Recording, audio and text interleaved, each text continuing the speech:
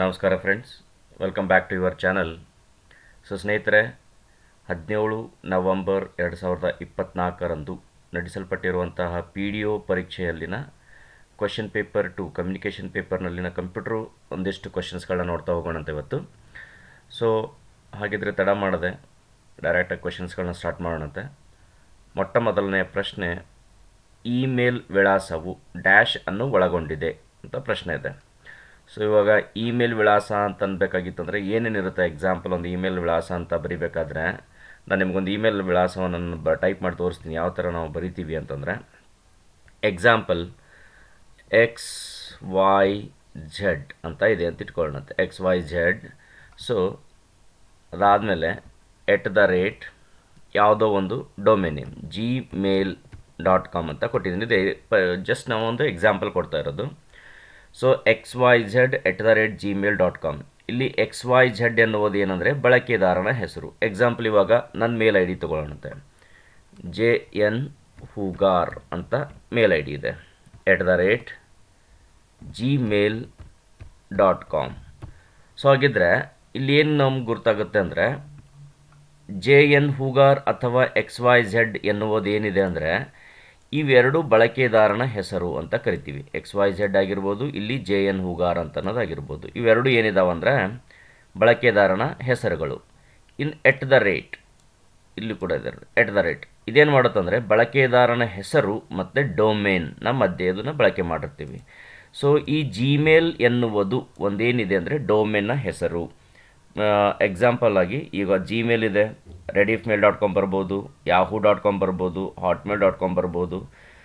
So ಇದರಲ್ಲಿ Gmail ಆಗಿರ್ಬೋದು ಅಥವಾ ಯಾಹೂ ಆಗಿರ್ಬೋದು ಅಥವಾ ಹಾಟ್ಮೇಲ್ ಆಗಿರ್ಬೋದು, ಇವೆಲ್ಲವನ್ನು ನಾವೇನಂತ ಕರಿತೀವಿ ಅಂದರೆ ಡೊಮೇನ್ ನೇಮ್ ಅಂತ ಕರಿತೀವಿ.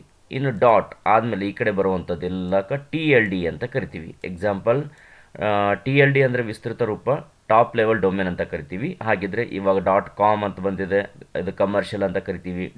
.edu ಅಂತ ಬಂತು ಅಂದರೆ ಎಜುಕೇಷನ್ ಅಂತ ಕರಿತೀವಿ. .org ಅಂತ ಬಂತು ಅಂದರೆ ಆರ್ಗನೈಜೇಷನ್ ಅಂತ ಹೇಳ್ತೀವಿ. ಸೊ ಈ ಥರ ಇವಕ್ಕೆ TLD ಅಂತ ಹೇಳ್ತೀವಿ. ಸ್ವಲ್ಪ ಗೊತ್ತಿರಬೇಕು, ಒಂದು ಇಮೇಲ್ನಲ್ಲಿ ಏನನ್ನು ಒಳಗೊಂಡಿರುತ್ತಂದರೆ ಬಳಕೆದಾರನ ಹೆಸರು, ಡೊಮೇನ್ನ ಹೆಸರು, ನಂತರ TLD.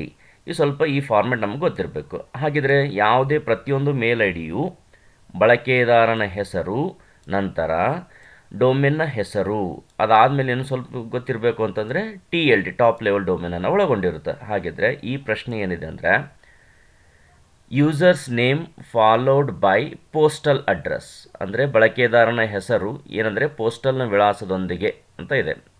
Users name followed by residence address. So residence ಅಂತಂದರೆ ವಾಸಸ್ಥಳ ಅಂತ ಕರಿತೀವಲ್ಲ ಅದನ್ನಿದೆ. Domain name followed by users name, ಅಂದರೆ ಇಲ್ಲಿ ಏನು ಕೇಳ್ತಿದ್ದಾರೆ ಅಂದರೆ ಡೊಮೇನ್ ನೇಮ್ ಮೊದಲಿಗೆ ಬರ್ತಾ ಇದೆ, ಆಮೇಲೆ ಈ ಬಳಕೆದಾರನ ಹೆಸರು ಅಂತ ಹೇಳ್ತಿದ್ದಾರೆ. ಆದರೆ ಈಗ ಇಮೇಲ್ ಫಾರ್ಮೆಟ್ನ ನೋಡೋದಾಗಿದ್ದರೆ ಫಸ್ಟು ಬಳಕೆದಾರನ ಹೆಸರು ಬರುತ್ತೆ, ಆಮೇಲೆ ಡೊಮೇನ್ನ ಹೆಸರು ಬರುತ್ತೆ. ಹಾಗಿದ್ರೆ users name followed by domain name. Okay, ಇದು ಸರಿಯಾದಿದೆ.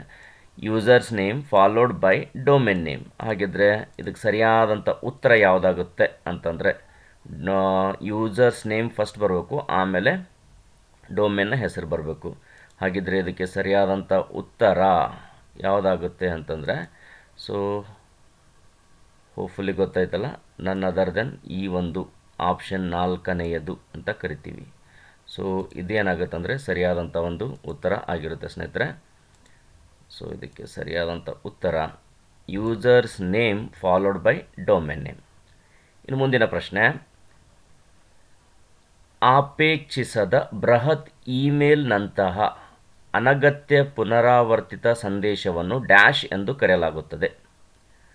ಸ್ವಲ್ಪ ಇಂಗ್ಲೀಷ್ನಲ್ಲಿ ನೋಡ್ಬೇಡ ಅಂತ ಇದನ್ನು. 72 unwanted repetitious message such as unsolicited bulk email is known as.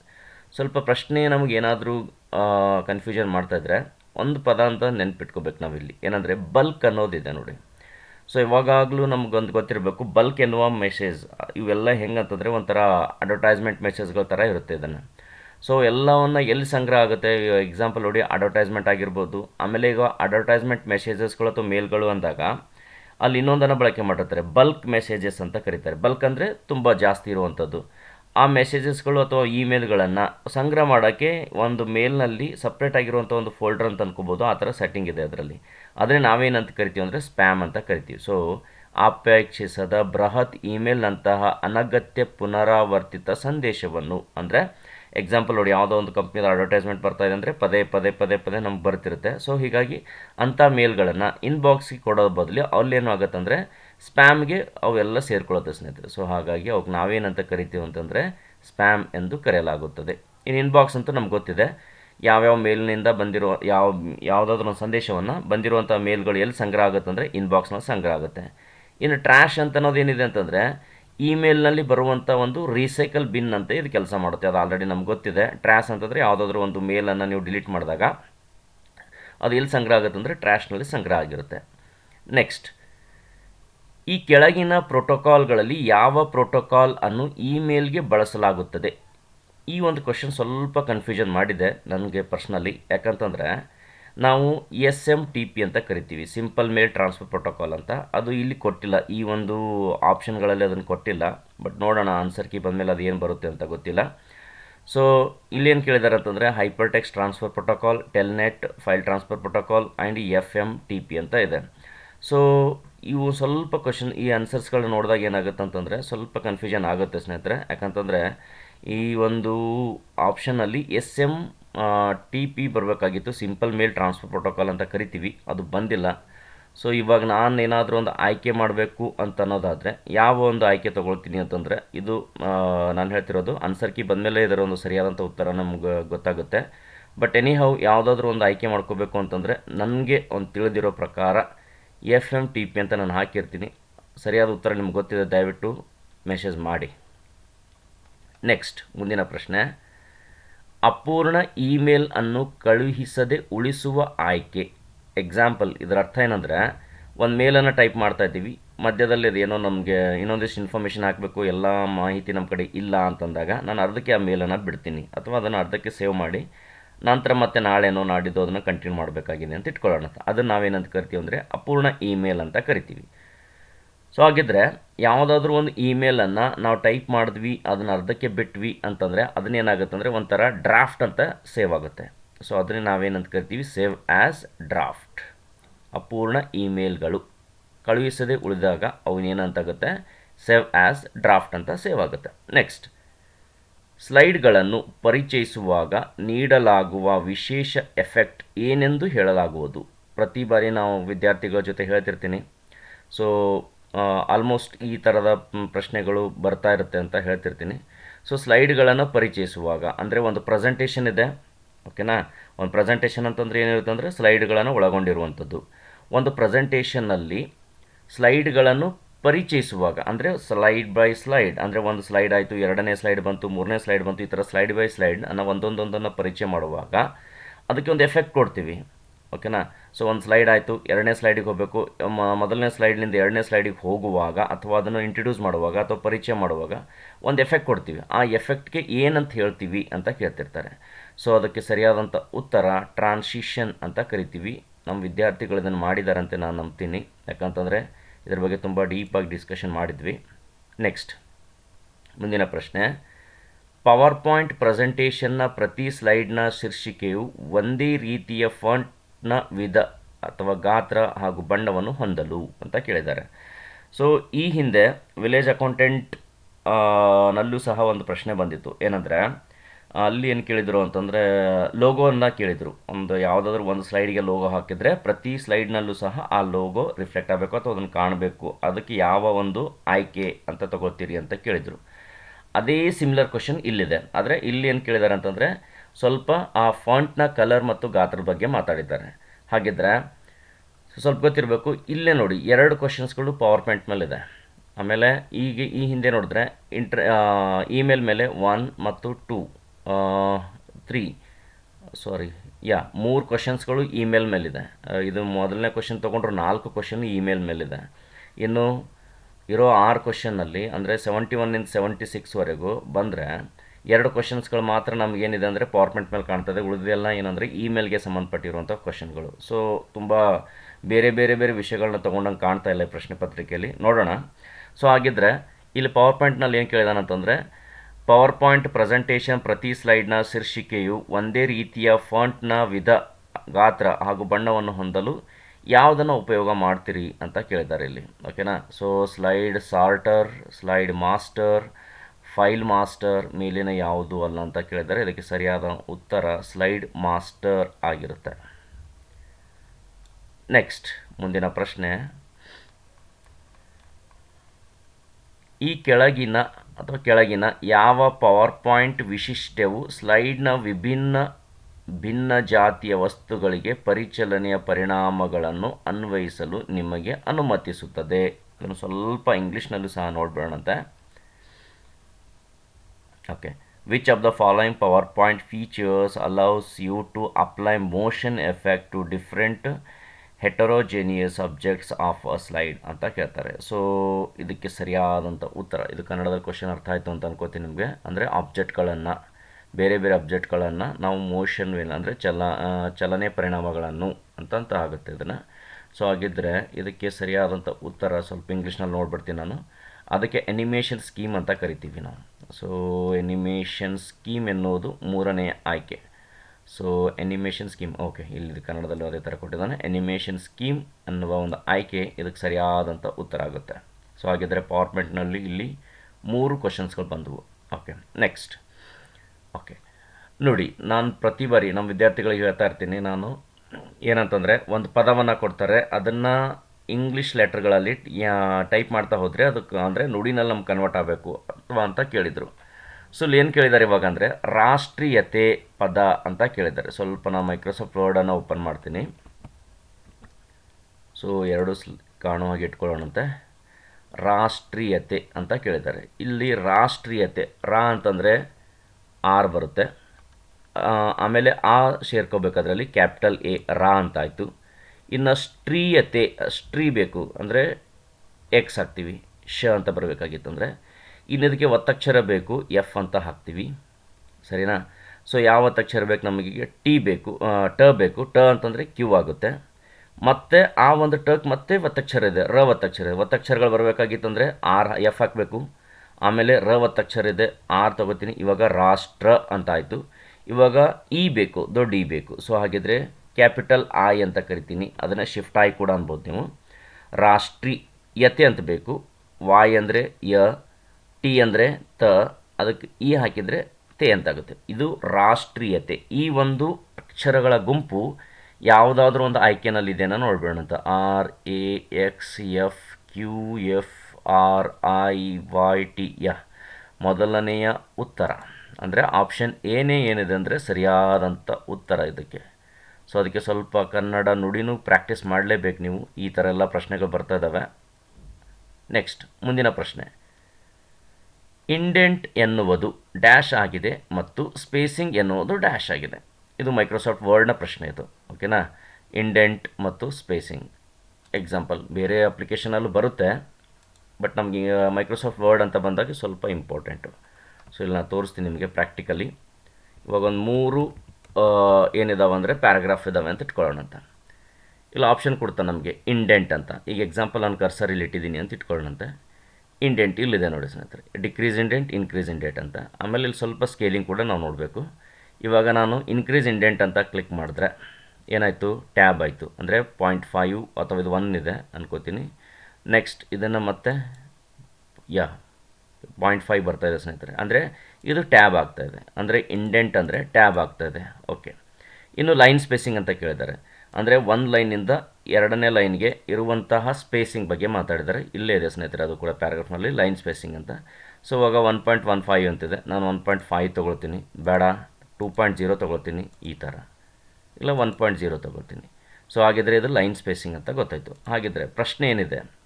Indent ಎನ್ನುವುದು ಡ್ಯಾಶ್ ಆಗಿದೆ ಮತ್ತು ಸ್ಪೇಸಿಂಗ್ ಎನ್ನುವುದು ಡ್ಯಾಶ್ ಆಗಿದೆ. ಓಕೆ. ಸೊ ಟೆಕ್ಸ್ಟ್ನ ಬ್ಲಾಕ್ನ ಮೊದಲ ಸ್ಪೇಸ್, ಟೆಕ್ಸ್ಟ್ನ ಸಾಲುಗಳ ನಡುವಿನ ಸ್ಪೇಸ್. ಓಕೆ. ಟೆಕ್ಸ್ಟ್ನ ಸಾಲುಗಳ ನಡುವಿನ ಸ್ಪೇಸ್ ಇಂಡೆಂಟ್ ಅನ್ನೋದು ಇದು ತಪ್ಪಾಗುತ್ತೆ. ಟೆಕ್ಸ್ಟ್ನ ಬ್ಲಾಕ್ನ ಮೊದಲ ಸ್ಪೇಸ್, ಇದು ಎರಡನೇ ಆಯ್ಕೆ ಅಂತೂ ಆಗೋದಿಲ್ಲ. ಟೇಬಲ್ನ ಮೊದಲು ಸ್ಪೇಸ್, ಟೇಬಲ್ ಸೆಲ್ನ ಒಳಗೆ ಸ್ಪೇಸ್. ಟೇಬಲ್ ಬಗ್ಗೆ ಮಾತಾಡೋಕ್ಕೆ ಹೋಗಲ್ಲ ನಾವಿಲ್ಲಿ. ಪಿಕ್ಚರ್ ಒಳಗೆ ಸ್ಪೇಸ್, ಇದು ಪಿಕ್ಚರ್ ಬಗ್ಗೆನೂ ಮಾತಾಡಲ್ಲ. ಹಾಗಿದ್ರೆ ಆಪ್ಷನ್ 2, 3 ಮತ್ತು 4 ಏನದಾವ ಅಂದರೆ ರಾಂಗ್ ಆನ್ಸರ್ ಇದೆ ಸ್ನೇಹಿತರೆ. ಹಾಗಿದ್ರೆ ಅದಕ್ಕೆ ಸರಿಯಾದಂಥ ಉತ್ತರ ಟೆಕ್ಸ್ಟ್ನ ಬ್ಲಾಕ್ನ ಮೊದಲ ಸ್ಪೇಸ್ ಮತ್ತು ಎರಡನೇದು ಸ್ಪೇಸಿಂಗ್ ಎನ್ನುವುದು ಟೆಕ್ಸ್ಟ್ನ ಸಾಲುಗಳ ನಡುವಿನ ಸ್ಪೇಸ್. ಇದು ಸರಿಯಾದಂಥ ಉತ್ತರ. ಮುಂದಿನ ಪ್ರಶ್ನೆ, MS ವರ್ಡ್ನಲ್ಲಿ ಹೋಮ್ ರಿಬ್ಬನ್ ಅಥವಾ ಟೂಲ್ ಬಾರ್ನಲ್ಲಿ ಈ ಕೆಳಗಿನ ಯಾವ ಆಯ್ಕೆಗಳು ಲಭ್ಯವಿರುವುದಿಲ್ಲ ಅಂತ ಕೇಳಿದ್ದಾರೆ. ಇಲ್ಲೂ ಸಹ ಮೈಕ್ರೋಸಾಫ್ಟ್ ವರ್ಡ್ನ ಕ್ವಶನ್ ನೋಡ್ತಾ ಹೋದರೆ 1, 2ನೇದು ಕೂಡ ಮೈಕ್ರೋಸಾಫ್ಟ್ ವರ್ಡ್ ಕ್ವಶನ್ ಇದೆ. ಓಕೆ, MS ವರ್ಡ್ನಲ್ಲಿ ಹೋಮ್ ಟ್ಯಾಬ್ ಅಥವಾ ಹೋಮ್ ರಿಬ್ಬನ್ ಟೂಲ್ ಬಾರ್ನಲ್ಲಿ ಕೆಳಗಿನ ಯಾವ ಆಯ್ಕೆಗಳು ಲಭ್ಯ ಇರುವುದಿಲ್ಲ ಅಂತ ಕೇಳಿದ್ದಾರೆ. ಸ್ವಲ್ಪ ಆಲ್ರೆಡಿ ಮೈಕ್ರೋಸಾಫ್ಟ್ ವರ್ಡ್ನಲ್ಲೇ ಇದ್ದೀವಿ, ನಾನು ನಿಮ್ಗೆ ತೋರಿಸ್ಬಿಡ್ತೀನಿ. ಇದು ಹೋಮ್ ರಿಬ್ಬನ್ ಅಥವಾ ಅಂತ ಕರಿತೀವಿ, ಹೋಮ್ ರಿಬ್ಬನ್ ಅಂತ ಕರಿತೀವಲ್ವ ಇದು ಟೂಲ್ ಬಾರ್ಗೆ. ಸೊ ಹೋಮ್ ರಿಬ್ಬನ್ನಲ್ಲಿ ಇದು ಕೇಳಿರುವಂಥ ಆಯ್ಕೆಗಳೇನೇನಿದೆ, ಅಲೈನ್ಮೆಂಟ್ ಬಟನ್ಸ್, ಇಲ್ಲಿದೆ ಅಲೈನ್ಮೆಂಟ್ ಬಟನ್. ಯಾವುದು ಇಲ್ಲಿ ಲೆಫ್ಟ್ ರೈಟ್ ಸೆಂಟರ್ ಜಸ್ಟಿಫೈ ಅಂತ ಬರ್ತೀವಿ, ಇದು ಅಲೈನ್ಮೆಂಟ್ ಬಟನ್ಸ್ಗಳು ಇಲ್ಲಿದ್ದಾವೆ. ಓಕೆ, ಹಾಗಿದ್ರೆ ಇದು ಇದೆ ಅಂತ ಆಯಿತು. ಅವ್ರು ಏನು ಕೇಳಿದರೆ ಯಾವ ಆಯ್ಕೆ ಲಭ್ಯವಿರುವುದಿಲ್ಲ ಅಂತ ಕೇಳಿದ್ದಾರೆ. Next picture button. ಸೊ ಇಲ್ಲಿಗೆ ಬಂದರೆ ಪಿಕ್ಚರ್ ಬಟನ್ ಎಲ್ಲಾದರೂ ಇದೆಯಾ ನೋಡಿ, ಪಿಕ್ಚರ್. ಓಕೆ, ಪಿಕ್ಚರ್ ಎಲ್ಲೂ ಇಲ್ಲ. ನೆಕ್ಸ್ಟ್ ಮುಂದೆ ಫಾಂಟ್ ಫೇಸ್ ಮತ್ತು ಸೈಜ್ ಡ್ರಾಪ್ ಡೌನ್ ಬಾಕ್ಸ್ ಇದು ಇದೆ. ಫಾಂಟ್ ಇಲ್ಲಿದೆ ನೋಡಿ, ಸೈಜು ಸ್ಟೈಲು ಇವೆಲ್ಲ ಡ್ರಾಪ್ ಡೌನ್ ಬಟನ್ಸ್ಗಳು ಇಲ್ಲಿದ್ದಾವೆ. ಅಂದರೆ ಎಕ್ಸಾಂಪಲ್ ಸೈಜ್ ಕೂಡ ಇಲ್ಲಿದೆ. ಓಕೆನಾ, ಸೊ ಹಾಗಿದ್ರೆ ಇದು ಇದೆ ಅಂತ ಆಯಿತು. ನೆಕ್ಸ್ಟ್ ಫೈಂಡ್ ಮತ್ತು ರೀಪ್ಲೇಸ್ ಆಯ್ಕೆ. ಫೈಂಡ್ ಆ್ಯಂಡ್ ರೀಪ್ಲೇಸ್ ಅನ್ನೋದು ಕೊನೆಗೆ ಬರುತ್ತೆ. ಫೈಂಡ್ ಅಂತ ಇಲ್ಲಿದೆ, ಆಮೇಲೆ ರೀಪ್ಲೇಸ್ ಅಂತ ಇಲ್ಲಿದೆ. ಸೊ ಹಾಗಿದ್ರೆ ಅದಕ್ಕೆ ಸರಿಯಾದಂಥ ಉತ್ತರ ನಿಮ್ಗೆ ಗೊತ್ತಾಯಿತು ಅಂತ ಅನ್ಕೋತೀನಿ. ಸೊ MS ವರ್ಡ್ನ ಹೋಮ್ ಟ್ಯಾಬ್ನಲ್ಲಿ ಅಥವಾ ಹೋಮ್ ರಿಬ್ಬನ್ನಲ್ಲಿ ಯಾವ್ದು ಲಭ್ಯ ಇರುವುದಿಲ್ಲ ಅಂತಂದರೆ ಪಿಕ್ಚರ್ ಬಟನ್ಗಳು ಅಥವಾ ಪಿಕ್ಚರ್ ಬಟನ್ ಲಭ್ಯ ಇರುವುದಿಲ್ಲ. ಅದಕ್ಕೆ ಸರಿಯಾದಂಥ ಉತ್ತರ. ಮುಂದೆ ರಿಬ್ಬನ್ ಟೂಲ್ ಬಾರ್ನ ಡ್ಯಾಶ್ನಲ್ಲಿ page margin, orientation, page size, page ಬಾರ್ಡರ್ಗಳನ್ನು ಹೊಂದಿದೆ. ಇದು ಕೂಡ ಮೈಕ್ರೋಸಾಫ್ಟ್ ವರ್ಡ್, ಇದು ಇದರಲ್ಲೂ ಬರುತ್ತೆ. ಬಟ್ ತುಂಬ ಇಂಪಾರ್ಟೆಂಟ್ ಪೇಜ್ಗಳ ಬಗ್ಗೆ ಮಾತಾಡ್ತಾ ಇದ್ದೀವಿ ಅಂದರೆ ವರ್ಡ್ ಅಂತಲೇ ಕನ್ಸಿಡರ್ ಮಾಡ್ತೀವಿ. ರಿಬ್ಬನ್ ಅಥವಾ ಟೂಲ್ ಬಾರ್ನ ಡ್ಯಾಶ್ನಲ್ಲಿ ಯಾವುದೊಂದು ಆಪ್ಷನ್ ಇದೆ, ಪೇಜ್ ಮಾರ್ಜಿನಲ್ಲಿ ಸಿಗುತ್ತೆ, ಓರಿಯೆಂಟೇಷನ್ ಸಿಗುತ್ತೆ, ಪೇಜ್ ಸೈಜ್ ಸಿಗುತ್ತೆ, ಪೇಜ್ ಬಾರ್ಡರ್ಗಳನ್ನು ಹೊಂದಿದೆ ಅಂತ ಕೇಳ್ತಾರೆ. ಸೊ ಹಾಗಿದ್ರೆ ಮೈಕ್ರೋಸಾಫ್ಟ್ ವರ್ಡ್ಗೆ ಹೋಗೋಣಂತೆ. ಸೊ ನಾವಿಲ್ಲಿ ಪೇಜ್ ಲೇಔಟ್ ಅನ್ನೋ ಆಯ್ಕೆಗೆ ಬಂದರೆ ಮಾರ್ಜಿನ್ ಅಂತೂ ಇದೆ, ಓರಿಯೆಂಟೇಷನ್ನು ಇದೆ, ಸೈಜ್ನೂ ಇದೆ. ಇನ್ನೊಂದೇನು ಕೇಳಿದಾರೆ ಅವರು, ಓಕೆ, ಪೇಜ್ ಸೈಜ್, ಪೇಜ್ ಬಾರ್ಡರ್ಗಳನ್ನು ಹೊಂದಿದೆ. ಪೇಜ್ ಬಾರ್ಡರ್ ಇಲ್ಲಿದೆನಾ, page border, yes page border ಇದೆ. Page border, page size, orientation ಮತ್ತು ಮಾರ್ಜಿನ್. ಸೊ 4 ಆಯ್ಕೆಗಳು ಎಲ್ಲಿದ್ದಾವೆ ಅಂದರೆ ಪೇಜ್ ಲೇಔಟ್ನಲ್ಲಿ ಇದೆ. ಹಾಗಿದ್ದರೆ ಹೋಮ್ ಟ್ಯಾಬ್ ಅಲ್ಲ, ಇನ್ಸರ್ಟ್ ಅಲ್ಲ, ಪೇಜ್ ಲೇಔಟ್ ಇದಕ್ಕೆ ಸರಿಯಾದಂಥ ಉತ್ತರ. ನೆಕ್ಸ್ಟ್ ಕಂಪ್ಯೂಟರ್ನಲ್ಲಿ ಬೇಸಿಕ್ ಇನ್ಪುಟ್ ಔಟ್ಪುಟ್ ಸಿಸ್ಟಮ್, ಅದನ್ನು ಬಯೋಸ್ ಅಂತ ಕರಿತೀವಿ. ಅದನ್ನು ವಿಸ್ತರಿಸಿ ಬರೆದಾಗೇ ಬೇಸಿಕ್ ಇನ್ಪುಟ್ ಔಟ್ಪುಟ್ ಸಿಸ್ಟಮ್ ಅಂತ ಆಗುತ್ತೆ. ಸೊ ಇನ್ಪುಟ್ ಔಟ್ಪುಟ್ ಸಿಸ್ಟಮನ್ನು ಡ್ಯಾಶ್ನಲ್ಲಿ ಸಂಗ್ರಹಿಸಲಾಗುತ್ತದೆ ಅಂತ ಕೇಳ್ತಾರೆ. So RAM, EPROM, DRAM, SDRAM, random access memory, ಆಮೇಲೆ erasable programmable read only memory, ಆಮೇಲೆ dynamic random access memory, static random access memory ಅಂತಿದೆ. ಹಾಗಿದ್ರೆ ಅದಕ್ಕೆ ಸರಿಯಾದಂಥ ಉತ್ತರ ಅಂತಂದರೆ ಒಂದು ಗೊತ್ತಿರಬೇಕು, ಈ ಬಯೋಸ್ ಎನ್ನುವುದು, ಆಯಿತಾ, ಈ ಬಯೋಸ್ ಎನ್ನುವುದು ಸಾಮಾನ್ಯವಾಗಿ ಎಲ್ಲಿರುತ್ತೆ ಅಂತಂದರೆ ರೋಮ್ನಲ್ಲಿ ಸಂಗ್ರಹ ಮಾಡ್ತಿದ್ರು. ಇನ್ನು ಇತ್ತೀಚಿನ ದಿನಗಳಲ್ಲಿ ಯಾವಾಗ ಸ್ವಲ್ಪ ನಾವು SSD ಅಂತ ಮಾತಾಡ್ತಾ ಇದ್ದೀವಲ್ಲ, ಸೊ ಇವಾಗೆಲ್ಲ ಈ ಒಂದು ಕರೆಂಟ್ ಟೈಮಲ್ಲಿ ಏನಂತಂದರೆ ನಮಗೆ ಅದು ಫ್ಲ್ಯಾಶ್ ಮೆಮೊರಿನಲ್ಲಿ ಸಂಗ್ರಹ ಆಗ್ತಾ ಇದೆ ಅಂತ ಒಂದು ಟೆಕ್ನಿಕಲಿ ಗೊತ್ತಾಗಿರುವಂಥ ವಿಷಯ. ಆದರೆ ಈಗ ಇದರಲ್ಲಿ ಯಾವ್ದು ಹೇಳಿ ಫ್ಲ್ಯಾಶ್ ಅಂತ ಕೊಟ್ಟಿಲ್ಲ. ಸೊ ಫ್ಲ್ಯಾಶ್ ಅಂತ ಕೊಟ್ಟಿಲ್ಲ ಅಂತಂದರೆ ಒಂದೇದು ಕೇವಲ ರೋಮ್ ಅಂತ ಕೊಟ್ಟಿದ್ರೂ ಪ್ರಾಬ್ಲಮ್ ಇರಲಿಲ್ಲ. ಇಲ್ಲಿ ರ್ಯಾಮ್ ಆ್ಯಂಡ್ ರೋಮ್ ಅಂತ ಕೊಟ್ಟು ಕೆಳಗಡೆ ಬೇಕಾದರೆ ಬೇರೆ ಆಪ್ಷನ್ ಕೊಡ್ಬೋದಾಗಿತ್ತು ಅವರು. ಆದರೆ ಇಲ್ಲಿ EPROM ಅಂತ ಕೊಟ್ಟಿದ್ದಾರೆ. ಸೊ ಬಯೋಸ್ ಅಂತ ಕೇಳಿ EPROM ಅಂತ ಕೊಟ್ಟಿದ್ದಾರೆ. ಆದರೆ ಇದು ಸಂಗ್ರಹ ಆಗೋದೆಲ್ಲ ಅಂದರೆ ರೀಡ್ ಓನ್ಲಿ ಮೆಮೊರಿನಲ್ಲಿ ಇದು ಸಂಗ್ರಹ ಆಗುತ್ತೆ, ಅಂದರೆ ರೋಮ್ನಲ್ಲಿ ಸಂಗ್ರಹ ಆಗುತ್ತೆ. ಅದರಲ್ಲಿ EP ಅಂತ ಮೆನ್ಷನ್ ಮಾಡಿದ್ದಾರೆ. ಸೊ ಟೈಮ್ ಬೀಯಿಂಗ್ ನಾನು ಇದನ್ನೇ ಆಯ್ಕೆ ಮಾಡ್ತೀನಿ. ಲೆಟಸ್ ಸಿ, ಆನ್ಸರ್ ಕೀ ಬಂದಮೇಲೆ ಅದರ ಬಗ್ಗೆ ಕ್ಲಿಯರ್ ಆಗುತ್ತೆ. ಮುಂದೆ ಓಕೆ, ಡೇಟಾ ಶ್ರೇಣಿಯ ಸರಿಯಾದ ಕ್ರಮವನ್ನು ಆಯ್ಕೆ ಮಾಡಿ ಅಂತ ಕೇಳ್ತಾರೆ. ಸೊ ಈ ಡೇಟಾ ಶ್ರೇಣಿ ಅಂತಂದರೆ ಮತ್ತೆ ಡಾಟಾಬೇಸ್ ಅಂತ ಬರುತ್ತೆ. ಸೊ ಈ ಹಿಂದೆ ಕೂಡ ಒಂದಿಷ್ಟು ಪ್ರಶ್ನೆಗಳು ಯಾವುದಂದ್ರೆ ವಿಲೇಜ್ ಅಕೌಂಟೆಂಟಲ್ಲಿ ನೋಡಿದ್ವಿ. ಏನಂತಂದರೆ ಇದ್ರ ಮೇಲೆ ಡಾಟಾಬೇಸ್ ಮೇಲೂ ಸಹ ಅವ್ರು ಕ್ವಶನ್ ಕೇಳಿದ್ರಲ್ಲಿ. ಓಕೆನಾ, ಸೊ ಸ್ವಲ್ಪ ನಾನು ಇಲ್ಲಿ ತೋರಿಸ್ತೀನಿ ನಿಮಗೆ ಒಂದು ಎಕ್ಸಾಂಪಲ್. ಸುಮ್ಮನೆ ಮೈಕ್ರೋಸಾಫ್ಟ್ ವರ್ಡ್ನಲ್ಲಿ ಹಾಕಿದ್ದೇನೆ ಇದನ್ನು. ಡಾಟಾಬೇಸ್ ಇದು ಡಾಟಾಬೇಸ್ ಬಗ್ಗೆ ಎಕ್ಸ್ಪ್ಲೇನ್ ಮಾಡೋಕ್ಕೆ ಜಸ್ಟ್ ನಿಮಗೊಂದು ಎಕ್ಸಾಂಪಲ್ ಅರ್ಥ ಆಗಲಿ ಅನ್ನೋದಕ್ಕೆ ನಾನು ಇದು ಹಾಕಿರೋದು. ಇಲ್ಲಿ ಏನಿದೆ ಅಂದರೆ ಪ್ರತಿಯೊಂದು ಡಾಟಾಬೇಸ್ ಡಾಟಾ ಟೇಬಲ್ಗಳನ್ನ ಹೊಂದಿರುತ್ತೆ. ಈ ಡಾಟಾ ಟೇಬಲ್ ಅಂದರೆ ಏನು ಅಂದರೆ ಯಾವುದೋ ಒಂದು ದತ್ತಾಂಶವನ್ನು ಹೆಂಗಂತಂದ್ರೆ ಒಂದು ಒಳ್ಳೆಯ ರೀತಿಯಲ್ಲಿ, ಅಂದರೆ ಎಕ್ಸಾಂಪಲ್ ನನಗೆ ಒಂದು ಯಾವುದೋ ಮಾಹಿತಿ ಹುಡುಕಬೇಕಾಗಿತ್ತು ಅಂತಂದರೆ ಈ ಟೇಬಲ್ ವಿಧದಲ್ಲಿ ಇತ್ತಂದರೆ ಈಸಿಯಾಗಿ ನಮ್ಗೆ ಅರ್ಥ ಆಗುತ್ತೆ.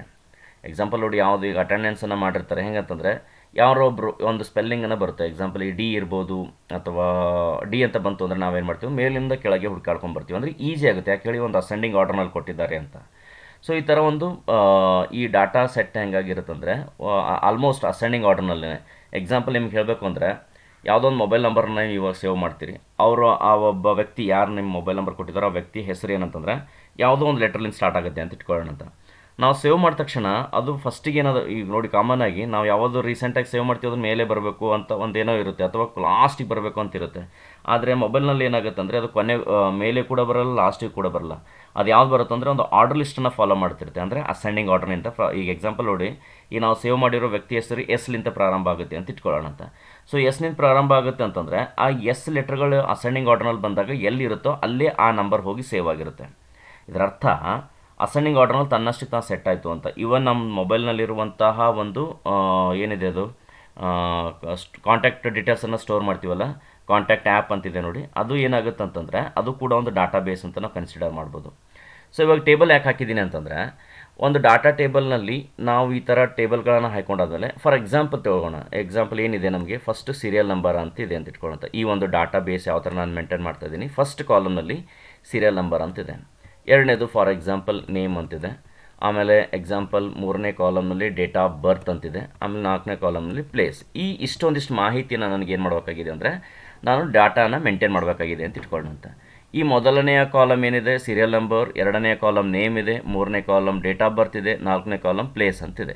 ಸೊ ಹಾಗಿದ್ರೆ ಇಲ್ಲಿ ಎಕ್ಸಾಂಪಲ್ ನಾನು ಕೊಡ್ತೀನಿ. ಸೀರಿಯಲ್ ನಂಬರ್ 01 ಅಂತ ಕೊಟ್ಟೆ, ನೇಮ್ ಏನೋ ಒಂದು ಎಕ್ಸಾಂಪಲ್ XYZ ಅಂತ ಕೊಡ್ತೀನಿ ಸುಮ್ಮನೆ. ಆಮೇಲೆ ಡೇಟ್ ಆಫ್ ಬರ್ತ್ ಯಾವುದೋ ಒಂದು ಡೇಟ್ ಆಫ್ ಬರ್ತ್ 01/06 ಯಾವುದೊಂದು ಫಾರ್ ಎಕ್ಸಾಂಪಲ್ 1990 ಅಂತ ಕೊಡ್ತೀನಿ. ಆಮೇಲೆ ಪ್ಲೇಸ್ ಎಕ್ಸಾಂಪಲ್ ಕರ್ನಾಟಕ ಅಂತ ಕೊಟ್ಟೆ, ಕರ್ನಾಟಕ ಇದನ್ನು ಕೊಟ್ಟೆ. ಸೊ ಇಲ್ಲಿ ಏನು ಹೇಳ್ತಾ ಇದ್ದೀನಿ ನಿಮ್ಗಂದ್ರೆ, ಇಲ್ಲಿ ಪ್ರತಿಯೊಂದು ಕಾಲಮ್ಗಳು, ಅಂದರೆ ಈಗ ಸೀರಿಯಲ್ ನಂಬರ್ ಕಾಲಮ್ ಇರ್ಬೋದು, ಅಥವಾ ನೇಮ್ ಕಾಲಮ್ ಇರ್ಬೋದು, ಡೇಟ್ ಆಫ್ ಬರ್ತ್ ಇರ್ಬೋದು, ಪ್ಲೇಸ್ ಇರ್ಬೋದು. ಒಂದು ಗೊತ್ತಿರಬೇಕು ಸ್ನೇಹಿತರೆ, ಡಾಟಾ ಬೇಸ್ನ ಡಾಟಾ ಟೇಬಲ್ನಲ್ಲಿನ ಪ್ರತಿ ಕಾಲಮ್ಗಳನ್ನು ಏನಂತ ಕರಿತೀವಿ ಅಂದರೆ ಫೀಲ್ಡ್ ಅಂತ ಕರಿತೀವಿ. ಅದ್ರ ನಾನು ನಿಮಗೆ ಸ್ಪೆಲ್ಲಿಂಗ್ ಕೂಡ ಬರಿತೀನಿ, ಫೀಲ್ಡ್ ಅಂತ ಕರಿತೀವಿ. ಅಂದರೆ ಫೀಲ್ಡ್ ಅಂದರೆ ಡಾಟಾ ಟೇಬಲ್ನಲ್ಲಿನ ಪ್ರತಿಯೊಂದು ಕಾಲಮ್ಗಳನ್ನು ಫೀಲ್ಡ್ ಅಂತ ಕರಿತೀವಿ. ಹಾಗಿದ್ದರೆ ಕಾಲಮ್ ಅಂದರೆ ಯಾವುದಿದೆ ಇವಾಗ, ಈ ಕಾಲಮ್ ಅಂದರೆ ಸೀರಿಯಲ್ ನಂಬರ್ ಕಾಲಮ್. ಒಂದು ಸ್ವಲ್ಪ ಕಲರ್ ಮಾಡ್ಕೊಂಬಿಡೋಣ, ಕ್ಲಿಯರ್ ಆಗುತ್ತೆ ನಿಮಗೆ. ಇದನ್ನು ಎಕ್ಸಾಂಪಲ್ ಈಗ ಬ್ಲೂ ಕಲರ್ನಲ್ಲಿ ಇದೊಂದು ಕಾಲಮ್, ನೆಕ್ಸ್ಟ್ ಇದೊಂದು ಕಾಲಮ್ ಅಂತ ಇಟ್ಕೊಳ್ಳೋಣ ಅಂತ, ಓಕೆನಾ. ನೆಕ್ಸ್ಟ್ ಈ ಕಾಲಮ್ ಇದೊಂದಿದೆ, ನೆಕ್ಸ್ಟ್ ಇದೊಂದು ಕಾಲಮ್ ಇದೆ ಅಂತ ಇಟ್ಕೊಳ್ಳೋಣ ಅಂತ ಎಕ್ಸಾಂಪಲ್. ಇಷ್ಟು ಕಾಲಮ್ಗಳಿದ್ದಾವೆ ಇಲ್ಲಿ, ಓಕೆನಾ.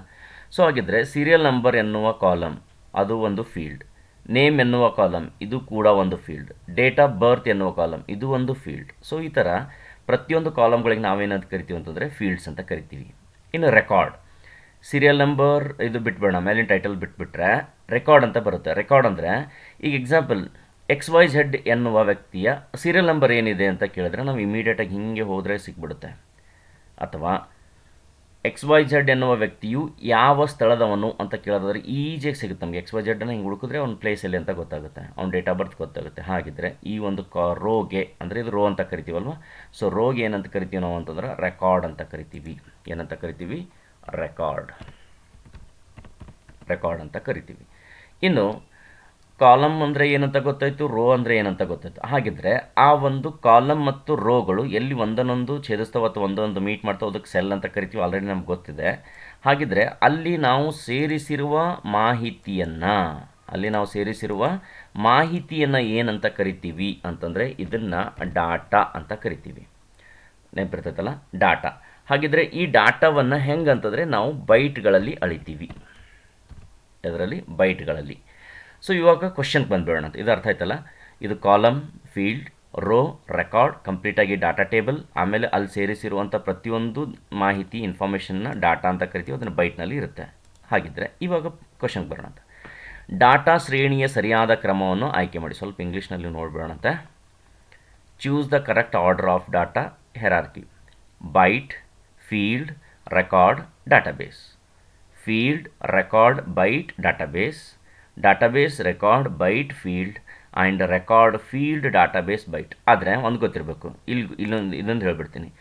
ಸೊ ಈ ಕಂಪ್ಲೀಟಾಗಿ ಈ ಒಂದು ಟೇಬಲನ್ನು ಒಳಗೊಂಡಂತೆ, ಅಂದರೆ ಈ ಟೇಬಲ್ನಲ್ಲಿ ಸೇರಿಸಿರುವ ಎಲ್ಲ ಮಾಹಿತಿಗಳು, ರೋನಲ್ಲಿರ್ಬೋದು, ಕಾಲಮ್ನಲ್ಲಿರ್ಬೋದು, ಸೆಲ್ನಲ್ಲಿ ಎಲ್ಲ ಕಂಪ್ಲೀಟಾಗಿ ಈ ಟೇಬಲನ್ನು ನಾವೇನಂತ ಕರಿತೀವಿ ಅಂದರೆ ಡಾಟಾಬೇಸ್ ಅಂತ ಕರಿತೀವಿ. ಅಲ್ಲಿ ಒಂದು ಟೇಬಲ್ ಆದರೂ ಇರ್ಬೋದು, ಎರಡು ಟೇಬಲ್ ಆದರೂ ಇರ್ಬೋದು. ಒಂದು ಸ್ವಲ್ಪ ಗೊತ್ತಾಗಲಿ, ಇದರ ಒಂದು ಫೈನಲ್ ನಾನು ಹೇಳ್ತಿದ್ದೀನಿ, ಸ್ವಲ್ಪ ನೆನಪಿರಲಿ. ಇಂತಹ ಒಂದಾದರೂ ಟೇಬಲ್ ಇರ್ಬೋದು, ಎರಡು ಇರ್ಬೋದು, ಅಥವಾ ಒಂದೇ ಟೇಬಲ್ನಲ್ಲಿ ಸುಮಾರು ಎಲಿಮೆಂಟ್ಗಳು, ಅಂದರೆ ಎಕ್ಸಾಂಪಲ್ ಬಹಳಷ್ಟು ಕಾಲಮ್ಗಳನ್ನು ನಾವು ಹಾಕಿರ್ಬೋದು. ಅಂದರೆ ಇವಾಗ ಸೀರಿಯಲ್ ನಂಬರ್ ಇದೆ, ನೇಮ್ ಇದೆ, ಅಂದರೆ ನೇಮ್ ಹಾಕಬೇಕಾದ್ರೆ ನಾವು 3 ವಿಧದಲ್ಲಿ ಹಾಕ್ತೀವಿ. ಯಾವ ಅಂತಂದರೆ first name, middle name, last name. ಆಮೇಲೆ ಡೇಟ್ ಆಫ್ ಬರ್ತ್ ಇದೆ, ಆಮೇಲೆ ಅದಾದಮೇಲೆ ಪ್ಲೇಸ್ ಇದೆ, ಆಮೇಲೆ ಅವ್ರ ಎಜುಕೇಷನ್ ಇದೆ, ಅವ್ರ ಆಧಾರ್ ನಂಬರ್ ಇದೆ, ಅವ್ರ ಕಾಂಟ್ಯಾಕ್ಟ್ ನಂಬರ್ ಇದೆ. ಸೊ ಹೀಗೆ ಹಲವಾರು ಮಾಹಿತಿಗಳನ್ನು ನಾವು ಸೇರಿಸಿದ್ದೀವಿ ಅಂತಂದರೆ ಅದು ಎಷ್ಟೇ ನಾವು ದತ್ತಾಂಶಗಳು ಹಾಕಿದರೂ ಸಹ ಸಂಪೂರ್ಣವಾಗಿ ಆ ಟೇಬಲನ್ನು ಒಳಗೊಂಡಿದ್ದಕ್ಕೆ ನಾವೇನಂತ ಕರಿತೀವಿ, ಡಾಟಾಬೇಸ್ ಅಂತ ಕರಿತೀವಿ. ಒಂದು ಸ್ವಲ್ಪ ಇದು ಕ್ಲಿಯರ್ ಮಾಡಿಬಿಡುತ್ತೆ ನಿಮಗೆ.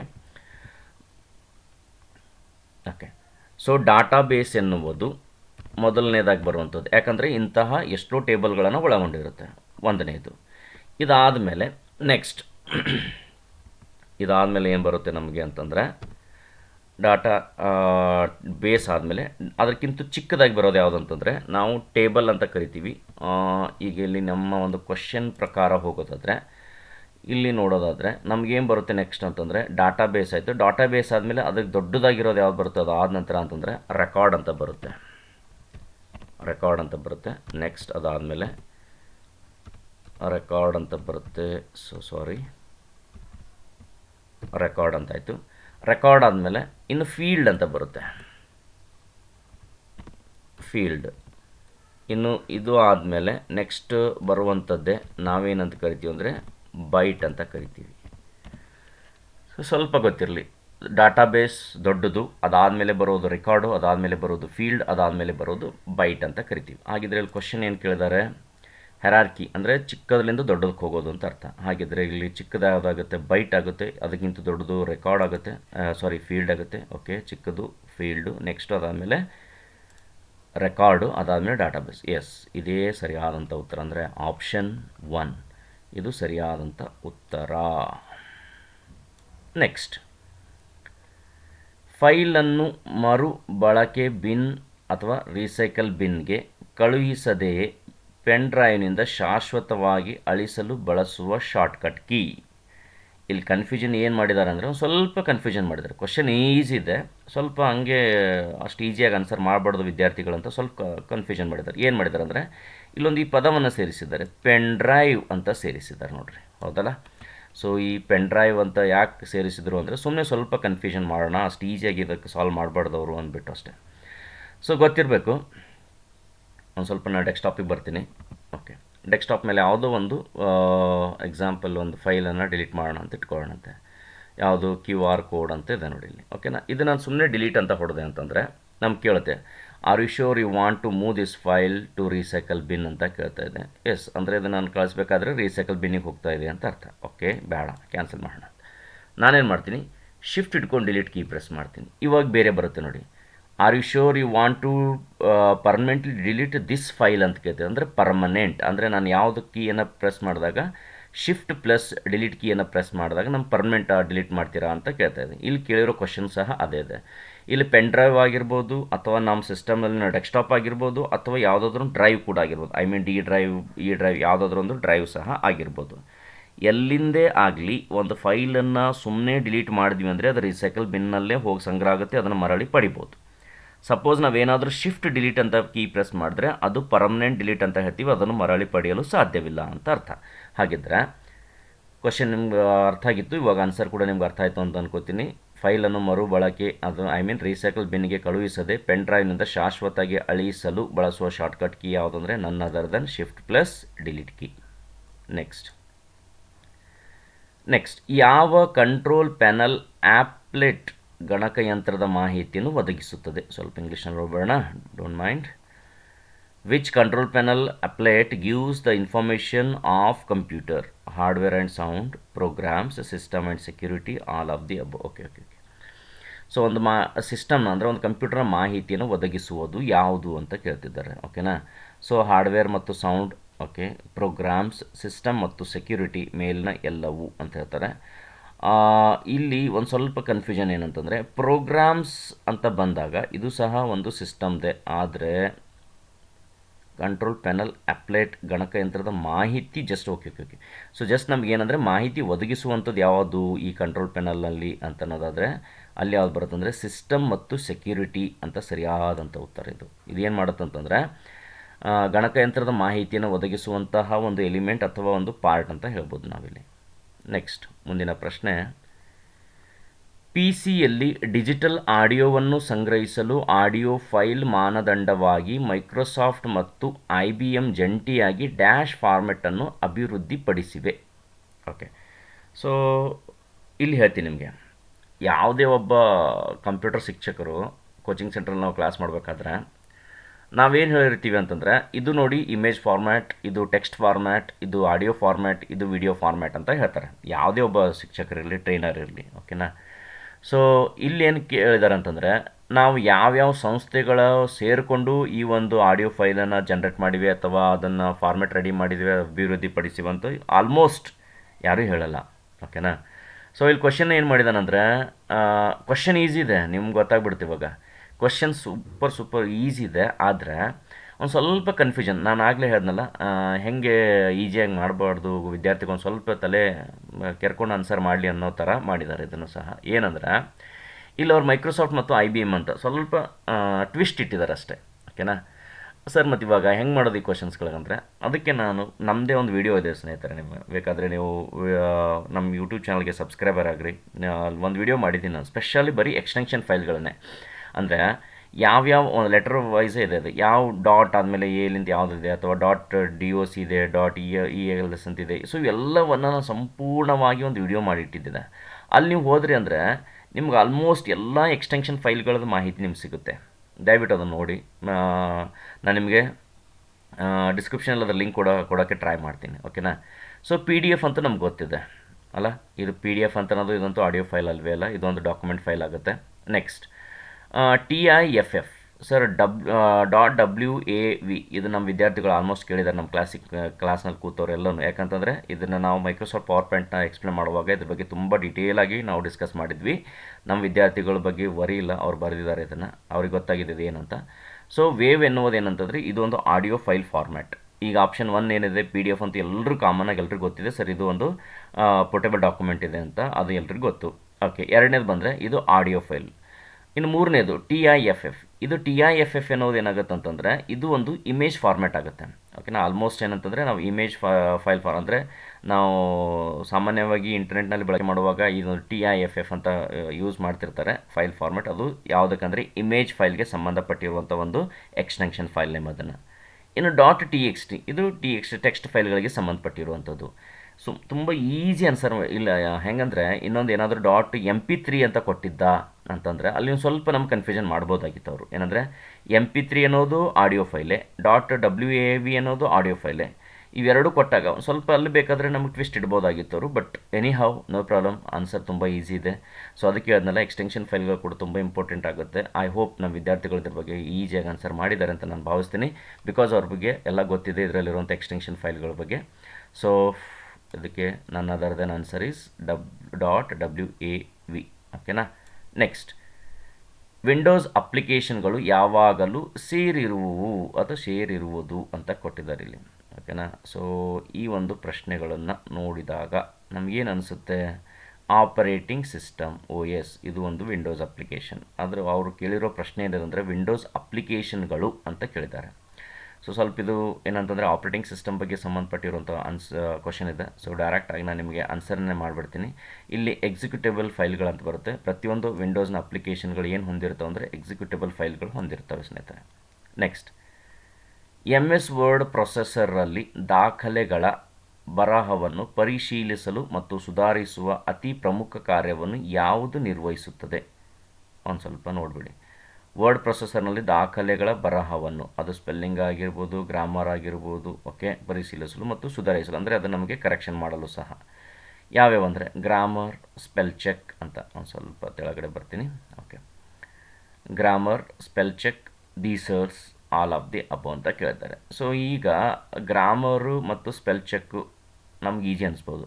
Checking the improving the text of your document is a very strong feature of the Microsoft Word processor which is done by. Okay, ಒಂದು ಸ್ವಲ್ಪ ಗೊತ್ತಿರಬೇಕು ಸ್ನೇಹಿತರೆ. ಇಲ್ಲಿ ಗ್ರಾಮರ್ ಚೆಕ್ ಅನ್ನೋದು ಸಹ ಏನಾಗುತ್ತೆ ಅಂದರೆ, ಎಲ್ಲೋ ಒಂದು ಕಡೆ ನಾವು ಗ್ರಾಮರ್ ಮಿಸ್ಟೇಕ್ ಮಾಡಿದ್ದೀವಿ ಅಂತಂದರೆ ಅದನ್ನು ಕರೆಕ್ಟಾಗಿ ಸೆಟ್ ಮಾಡೋಕ್ಕೆ ಅಥವಾ ಅದನ್ನು ಸರಿಪಡಿಸೋಕ್ಕೆ ಅಂತ ಆಯಿತು. ಸ್ಪೆಲ್ಲಿಂಗ್ ಚೆಕ್ ಅಂದು ಕೂಡ, ಅದು ಕೂಡ ಸ್ಪೆಲ್ ಚೆಕ್ ಗೊತ್ತಿದೆ ನಮಗೆ. ಆಮೇಲೆ ದೀಸರ್ಸ್ ಅಂತಿದೆ ನೋಡಿ, ಇದು ರಿವ್ಯೂನಲ್ಲಿ ಏನೋ ಬರುತ್ತೆ ಆಪ್ಷನ್ನು, ನಾವು ಇವಾಗ ನೋಡ್ಬಿಡೋಣಂತೆ. ದೀಸರ್ಸ್ ಇಲ್ಲಿದೆ ನೋಡಿ, ರಿವ್ಯೂನಲ್ಲಿ ಬರೋವಂಥ ಒಂದು ಆಯ್ಕೆ. ಸೊ ಇವೆಲ್ಲವನ್ನು ಏನು ಸಹಾಯ ಮಾಡುತ್ತೆ ಅಂದರೆ ನಮಗೆ ದಾಖಲೆಗಳನ್ನು ಪರಿಶೀಲಿಸೋದಾಗಿರ್ಬೋದು, ಸುಧಾರಿಸುವ ಒಂದು ಕಾರ್ಯವನ್ನು ನಿರ್ವಹಿಸುತ್ತವೆ. ಸೊ ಹಾಗಾಗಿ ಇದಕ್ಕೆ ಸರಿಯಾದಂಥ ಉತ್ತರ 4ನೇದು ಮೇಲಿನ ಎಲ್ಲವೂ ಅಂತ ಆಗುತ್ತೆ ಸ್ನೇಹಿತರೆ. ಮುಂದಿನ ಪ್ರಶ್ನೆ, .docx ಫೈಲ್ ನೇಮ್ ಎಕ್ಸ್ಟೆನ್ಷನ್ ಹೊಂದಿರುವ ಫೈಲ್ಗಳನ್ನು ಯಾವ ಅಪ್ಲಿಕೇಶನ್ ಪ್ರೋಗ್ರಾಮ್ನಲ್ಲಿ ತೆಗೆಯಬಹುದಾಗಿದೆ?